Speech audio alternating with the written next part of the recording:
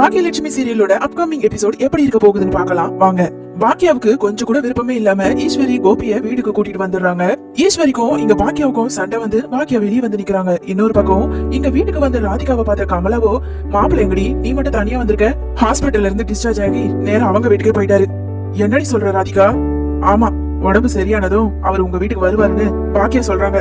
ஆனா எனக்கு கொஞ்சம் கூட அதுல எல்லாம் நம்பிக்கை இல்ல. அவர் இனிமே இங்க வரமாட்டாருமா அப்படின்னு சொன்னதும் இங்க கமலாவுக்கு ஷாக் ஆகி, உனக்கு என்ன ராதிகா பைத்தியம் ஏதாவது பிடிச்சிருக்கா? அவர் அங்க போறேன்னு சொன்னா நீ அமைதியா இருந்துருவியா? ஆமா, நான் எவ்வளவோ சொல்லி பாத்துட்டேன், ஆனா அந்த மனுஷன் இங்க வரதாவே இல்ல. என்னடி சொல்ற? மாப்பிள்ளையா இப்படி பேசுறாரு? எல்லாரும் சேர்ந்து அவர் மனச மாத்தி இருக்காங்கடி. இருக்கு அவங்களுக்கு கச்சேரி, நான் போய் என்னன்னு கேட்டுட்டு வரேன், உடனே மாப்பிள்ளைய அங்க இருந்து கூட்டிட்டு வரேன் அப்படின்னு ரொம்பவும் கோவப்பட்டு நேரா அங்க பாக்கியா வீட்டுக்கு போறாங்க கமலா. வாசல்ல நிக்கிற பாக்கியாவை பார்த்து, உரிமை உள்ளவ அங்க உட்கார்ந்து அழுதுகிட்டு இருக்கா, நீ என்னன்னா அவளோட புருஷனை கூட்டிட்டு வந்து இங்க வச்சுக்கிட்டு இருக்க, உனக்கெல்லாம் அசிங்கமாவே இல்லையா? இப்படி அடுத்தவன் புருஷனை கூட்டிட்டு வந்து உன் வீட்டுல வச்சிருக்க அப்படின்னு இங்க கமலா பயங்கரமா பாக்கியாவை கத்திக்கிட்டு இருக்க. அங்க இருந்த செல்விக்கோ பயங்கரமா கோபம் வந்து கத்த ஆரம்பிக்கிறாங்க. ஏமா எங்க வந்து கத்திக்கிட்டு இருக்கீங்க? கோபி சார் பாக்கியாக்காக்கு தான் முதல்ல புருஷன், உங்க கிட்ட இருந்துதான் கோபி சார் உங்க பொண்ணு பிரிச்சு கூட்டிட்டு போனது, எங்க வந்து என்ன பேசிக்கிட்டு இருக்கீங்க அப்படின்னு இங்க செல்வி கதை. உடனே கமலா சொல்றாங்க, ஏய் நீ எல்லாம் எதுக்கு பேச? இந்த வீட்டுக்கு வேலைக்காரி தானே நீ, வேலைக்காரினா வேலைக்காரியாவே இரு, தேவையில்லாத எங்க குடும்ப விஷயத்துல நீ தலையிடாத அப்படின்னு மூஞ்சல் அடிச்ச மாதிரி இங்க கமலா செல்விய தீட்ட. உடனே பாக்கியா இருந்துகிட்டு சொல்றாங்க, இங்க பாருங்க அவர் மேல உங்களுக்கு அக்கறை இருக்குல்ல, அப்போ எதுக்கு நீங்க இது நாள் வரைக்கும் ஹாஸ்பிட்டல்ல வந்து பாக்கல? அப்படி இருந்தா நீங்க வந்து அங்க பார்த்து உதவி பண்ணிருக்க வேண்டியது தானே. கோபி உங்க வீட்டுக்கு தான் வரணும்னு அவ்வளவு அக்கறையா இருந்ததுன்னா நீங்க ஹாஸ்பிட்டலுக்கு வந்து எங்க மாமியார் கிட்ட சண்டை போட்டு கோபிய உங்க வீட்டுக்கு கூட்டிட்டு போயிருக்கணும். அதை விட்டுட்டு தேவையில்லாம வீட்டுல வந்து கத்திக்கிட்டு இருக்கீங்க. கோபிய நான் ஒண்ணு கூட்டிட்டு வரல, உள்ள கோபியோட அம்மா இருக்காங்க, போய் எதுவா இருந்தாலும் அவங்க கிட்ட பேசிக்கோங்க அப்படின்னு இங்க பாக்கியா கமலாவை பார்த்து கத்த. உடனே கமலா இருந்துகிட்டு, இங்க பாரு என் பொண்ணோட புருஷனை கூட்டிட்டு வந்து உன் வீட்டுல வச்சிருக்க, ஒன்ன கேட்காம வேற யார கேக்குறது? உனக்கெல்லாம் வெக்கமாவே இல்லையா? மொத்த குடும்பமும் எல்லாம் சேர்ந்து செய்யறாங்கன்னா நீ அவங்க கூட சேர்ந்தவங்க தானே. மாப்பிள்ளைக்கு இங்க வர்றதுக்கு எல்லாம் விருப்பமே இருந்திருக்காது, நீங்க எல்லாம் சேர்ந்துதான் என் மாப்பிள்ளையோட மனசை மாத்திருக்கீங்க. அப்படியே டைவர்ஸ் வாங்குற மாதிரி வாங்கிட்டு இப்ப வந்து கோபியை இங்க கூட்டிட்டு வந்து வச்சுக்கிட்டு அதுக்கப்புறம் ஒன்னா சேர்ந்து வாழலான்னு திட்டம் போட்டிருக்கீங்களா? அதெல்லாம் நடக்கவே நடக்காது, நான் நடக்கவும் விட மாட்டேன். என் மாப்பிள்ள சரியான குழப்பத்துல இருக்கிறாரு, அதனாலதான் என்ன முடிவு எடுக்கிறதுன்னு தெரியாம உங்க மாமியாரு அவரை நல்லா பிரெயின் வாஷ் பண்ணி இங்க கூட்டிட்டு வந்து வச்சிருக்காங்க. ஏன் நீ சொன்ன உங்க மாமியார் கேட்க மாட்டாங்களா என்ன?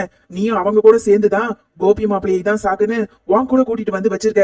ஆனா வெளியே அப்படியே நல்லவ வேஷம் போட்டுக்கிட்டு இருக்க. எல்லாத்தையும் ராதிகா என்கிட்ட சொன்னா, நல்லவ வேஷம் போட்டு கோபி அங்க கூட்டிட்டு போயிட்டான்னு என்கிட்ட வந்து கஷ்டப்பட்டு அழறா. என் பொண்ணு அழறத பார்த்தா என் வயிறு பத்தி எரியுது. நீங்க எல்லாம் நல்லாவே இருக்க மாட்டீங்க. இங்க பாரு, இப்பவே கோபி மாப்பிள்ளைய என் கூட அனுப்பி வைக்கலன்னு வை, நேரா போய் போலீஸ் ஸ்டேஷன்ல கம்ப்ளைண்ட் பண்ணுவேன். அதுக்கப்புறம் உங்க குடும்ப மானமே சந்திச்சிருச்சிடும், அவ்வளவுதான் சொல்லிட்டேன் அப்படின்னு இங்க கமலா சொல்ல.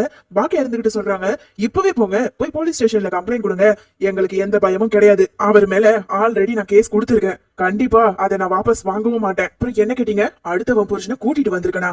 எனக்கெல்லாம் அந்த மாதிரி ஒரு எண்ணமே கிடையாது. அந்த எண்ணெல்லாம் உங்க பொண்ணு ராதிகாவுக்கு தான் வரும். கல்யாண வயசுல பசங்களை வச்சுக்கிட்டு இருந்த ஒருத்தரை தான் உங்க பொண்ணு கல்யாணம் பண்ணிருக்கா.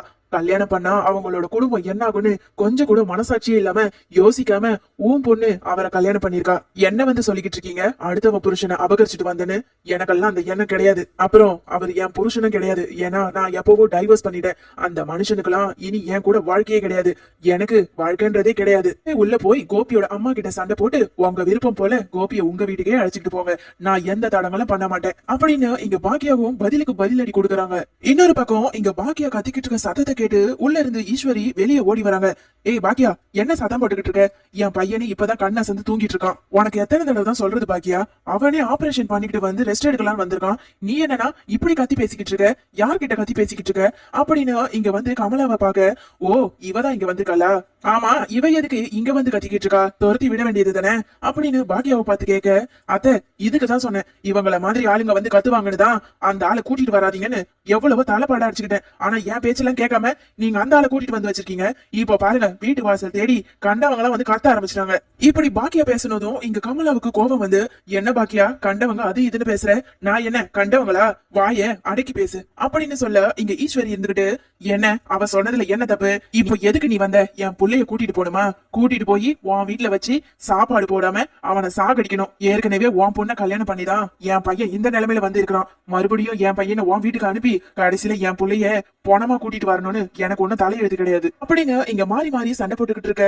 இன்னொரு பக்கம் ராதிகா தன்னோட அம்மா போனவங்களை காணுமே அப்படின்னு சொல்லிட்டு இங்க ராதிகாவும் பாக்கியா வீட்டுக்கு வராங்க. இங்க ராதிகா வந்ததை பார்த்ததும் ஈஸ்வரி இருந்துகிட்டு, ஆமா இவெல்லாம் வந்துட்டாளா, என் பையனே ஆபரேஷன் பண்ணிட்டு வந்து இருக்கிறான், இவளுங்க ஆளுக்கு வந்து என் உயிரை வேற எடுக்கிறாளுங்க. உங்க 2 பேருக்கும் எத்தனை தடவை தான் சொல்றது, என் பையனை நான் தான் பாத்துப்பேன், இங்க இருந்து முதல்ல கிளம்புங்க அப்படின்னு இங்க ஈஸ்வரி கத்த. உடனே கமலா இருந்துகிட்டு, இங்க பாரு நீ சொல்லி நாங்க போகணும்னு அவசியம் இல்ல, நீ மாப்பிள்ளைய கூப்பிடு, நான் பார்த்து அவர் வாயால சொல்லட்டும், அதுக்கப்புறம் நாங்க போறோம் அப்படின்னு இங்க கமலா சொல்ல. என்ன என் பையனை கூப்பிடணுமா, அவனே உடம்பு சரியில்லாம உள்ள வந்து படுத்துக்கிட்டு இருக்கான், நீ என்னன்னா அவனை பார்க்கணும், அவன் வரணும், அவன் வாயால சொல்லணும்னு சொல்லிக்கிட்டு இருக்க. அதான் ஹாஸ்பிட்டல்லயே உங்க கூட வர முடியாதுன்னு இதோ இங்க நிக்கிறாளே ராதிகா, அவகிட்ட சொல்லிடா, அதுக்கப்புறம் மறுபடியும் உங்ககிட்ட சொல்லிக்கிட்டு இருப்பானா. அவனுக்கு அங்க வர விருப்பம் இல்ல, அவன் பசங்களோட தான், அவன் இங்கதான் சந்தோஷமா இருக்க போறான். இதுக்கு மேல ஒரு நிமிஷம் கூட என் வீட்டு வாசல்ல நின்னீங்கன்னு வச்சுக்கோங்க, அதுக்கப்புறம் மரியாதை கெட்டு போயிடும் சொல்லிட்டேன் அப்படின்னு இங்க ஈஸ்வரி சொல்ல. உடனே ராதிகா இருந்துகிட்டு சொல்றாங்க, அம்மா நீ வாமா, இவங்க கிட்ட எல்லாம் எவ்வளவு பேசினாலும் இவங்களுக்கு வரைக்கவும் வரைக்காது, நம்மள உள்ள விடவும் போறது இல்ல, எதுக்கு நம்ம வீணா இங்க நின்னு கத்திக்கிட்டு இருக்கணும், நீ வா நம்ம கிளம்பலாம் அப்படின்னு கமலாவை ராதிகா கூப்பிட்டாலும் இங்க ராதிகா இருந்துகிட்டு, நீ என்னடி பைத்தியக்காரியா, அவன் வா புருஷன்டி, அவனை விட்டு கொடுத்துட்டு நீ எங்க என்ன வான்னு கூட்டிட்டு இருக்க, உன் வாழ்க்கையை காப்பாத்தணும்டி, அவரை இப்படியே இங்க விட்டோன்னு வச்சுக்கோ, இங்கேயே அவங்களோடய வச்சுப்பாங்க, இந்த சந்தர்ப்பம் தான் சரின்னு சொல்லிட்டு இந்த பாக்கியாவும் அவரு கூட சேர்ந்து வாழ ஆரம்பிச்சிருவா, இவங்க குடும்பமா சந்தோஷமா வாழ்வாங்க. என் பொண்ணு நீ உன் கண்ணுல தண்ணி வந்து இருக்கணுமா, இங்க பாரு மாப்பிள்ள நம்ம கூட வந்தாகணும், இங்க பாரு ஈஸ்வரி வழிய விடு, இல்லன்னு வச்சுக்கோ நான் போய் இப்பவே போலீஸ கூட்டிட்டு வருவேன், நீ வா ராதிகா அப்படின்னு வலுக்கட்டாயமா ராதிகாவோட கைய பிடிச்சி வேகமா வாசல் உள்ள போக.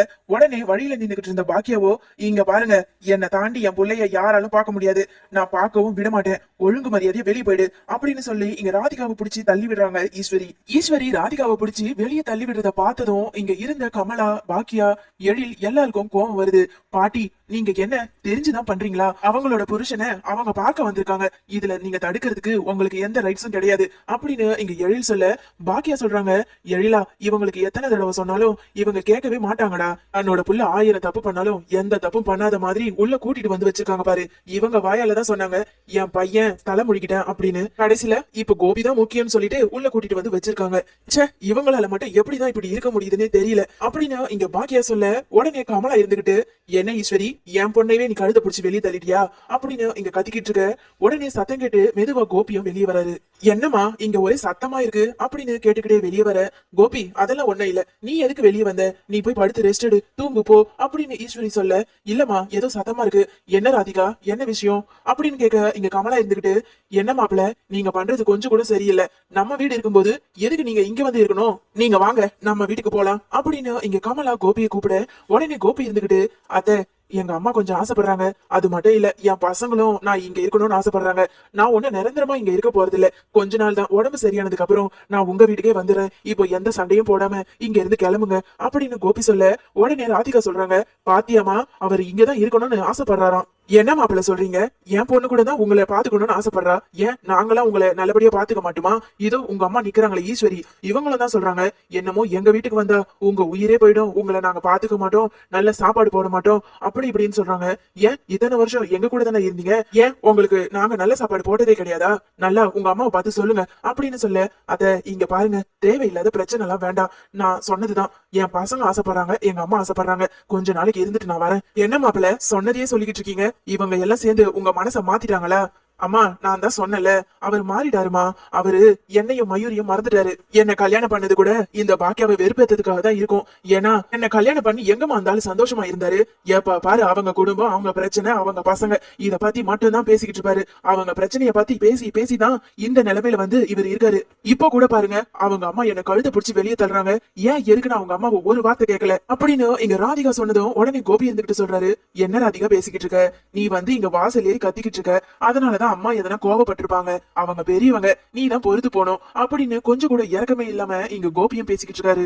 கேட்டீங்கல்ல என் கோபி சொன்னதை கேட்டீங்கல்ல, இப்பவே இந்த இடத்த விட்டு கிளம்பலாம், அவன் வாயாலேயே சொல்லிட்டான் நீங்க கிளம்ப சொல்லி, இதுக்கப்புறமும் இங்க நின்னுகிட்டு இருந்தீங்கன்னு வச்சுக்கோங்க, அதுக்கப்புறம் நான் தான் போலீஸ்ல போய் கம்ப்ளைண்ட் கொடுக்க வேண்டியது இருக்கும் அப்படின்னு ஈஸ்வரி சொன்னதும் இங்க ராதிகா பாக்கியா பக்கம் திரும்பி, இதெல்லாம் நடக்கணும்னு தானே நீங்க ஆசைப்பட்டீங்க பாக்கியா, நீங்க நினைச்ச மாதிரியே கோபியை உங்க கூட கூட்டிட்டு வந்துட்டீங்க, ஆனா வெளியே நான் வேதனைப்பட்டப்ப எனக்கு என்னமோ ஆறுதல் சொல்ற மாதிரி வெளியே வேஷம் போட்டுக்கிட்டு இருந்திருக்கீங்க. ஐயோ ராதிகா நீங்க ஏன் இப்படி பேசிக்கிட்டு இருக்கீங்க, சும்மா வாய மூடுங்க பாக்கியா, இப்படிதான் 2-3 நாளா நீங்க சொன்னதெல்லாம் நம்பிக்கிட்டு இருந்தேன், என் கூட கோபி வருவாருன்னு சொன்னீங்க. ஆனா இப்போ எங்க வந்திருக்காரு? உங்க வீட்டுக்கு தானே கூட்டிட்டு வந்திருக்கீங்க. கடைசியில நீங்க நினைச்சதை நடத்தி காட்டிட்டீங்கல்ல. நீங்க எல்லாரும் குடும்பமா நல்லா சந்தோஷமா இருங்க. கோபி எப்படியும் எங்க வீட்டுக்கு திரும்பி வரமாட்டாரு. உங்களால முடிஞ்சிருந்தா அன்னைக்கு கோபி உங்களுக்கு போன் பண்ணியிருந்தாரு. அப்பவே எப்படி இருந்தாலும் என்ன நீங்க கூட்டிட்டு போயிருக்கலாம். ஆனா நீங்க ஏதோ ஒரு திட்டம் போட்டுதான் என்ன அங்க ஹாஸ்பிட்டலுக்கு கூட்டிட்டும் போல, எனக்கு தகவலும் கொடுக்கல. எனக்கு என்னமோ இது எல்லாமே நீங்க போட்ட திட்டம் தான் தோணுது அப்படின்னு இங்க ராதிகா பாக்கியா மேல பழி போட்டுக்கிட்டு இருக்க. கமலாவும் நான் தான் சொன்னல ராதிகா, இது எல்லா திட்டமும் இதோ இங்க நிக்கிறாளே பாக்கியா, இவளாதான் இருப்பா. ஆரம்பத்துல இருந்தே மாப்பிள்ள ஒன்ன கல்யாணம் பண்ணது இவளுக்கு பிடிக்கல. அதனாலதான் சந்தர்ப்ப சூழ்நிலைய பார்த்து ஒரு ஹாஸ்பிட்டல்ல கூட்டிட்டு வந்து சேர்க்கிற மாதிரி சேர்த்து பொண்டாட்டின்னு கையெழுத்து போட்டு கடைசியில இப்ப கூட்டிட்டு வந்து வீட்லயே வச்சிருக்கா. ஊம குசும்புக்காரி. நல்லது பண்றேன்னு சொல்லிட்டு கடைசியில இவன் நம்மளுக்கு கெட்டதுதான் பண்ணிருக்கா. நீ வா ராதிகா, மாப்பிள்ளை எப்படி கூட்டிட்டு வரணும்னு எனக்கு தெரியும். நம்ம இப்பவே போய் போலீஸ் ஸ்டேஷன்ல கம்ப்ளைண்ட் கொடுப்போம். கல்யாணம் ஆன ஒருத்தனோட புருஷனை எப்படி அடுத்தவ கூட்டிட்டு வந்து வச்சிருக்கலாம். நீ வா, நாம போலாம்.